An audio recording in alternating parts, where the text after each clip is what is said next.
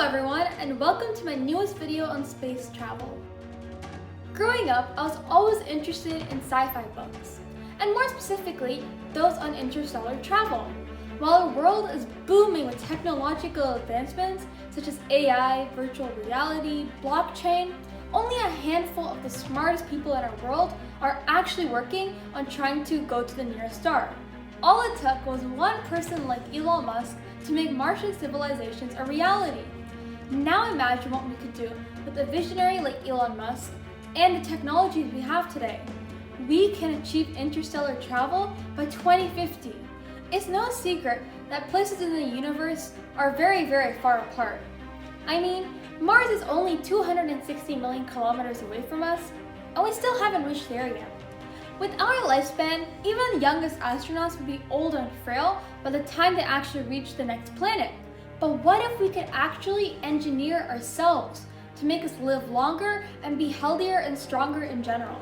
In the field of genomics, we can use tools such as CRISPR-Cas9 to edit certain genes in our DNA to actually do this. Using stem cells, which are naturally found in our bodies, we can actually regenerate tissues that weren't even there to begin with. With these technologies, we can completely revolutionize human biology and change our innate structure. The efficiency of our space travel instruments is, to put it mildly, substandard. The rockets we launched today carry a lot of dead weight, built from heavy materials with an inefficient design. More importantly, our engines have a really low mechanical efficiency, which means for the amount of fuel we actually use, they don't go really far. There are several ideas on how to improve our engines though, and the first of these are ion thrusters. The most common propellant used in ion thrusters is xenon. This is because it is inert and has a high storage density, which means we can easily store it aboard spacecraft. The second is nuclear fusion,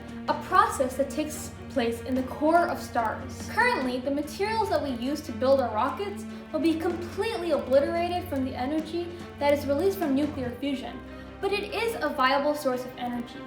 The third, however, antimatter engines look the most promising. When antimatter and matter meet, they release an extremely powerful burst of gamma rays. While we would need tons of fuel to actually propel a human to Mars, we would only need tens of milligrams of antimatter to do the exact same thing. While antimatter and matter reactions can release a tremendous amount of energy, gamma rays are harmful to us, so scientists are working on actually creating designs that release particles called positrons instead. With these technologies that are currently being developed, it won't be too long before we can completely redesign the engines that we built today. If we can use these technologies properly, the only question is when we're going to reach our neighboring star, not how. By merging the fields of space tech, genomics, and nanotechnology, we can even travel to other galaxies. When that happens, the sci-fi books I grew up reading will become a reality for the new generation. Thanks for watching, and don't forget to like and subscribe.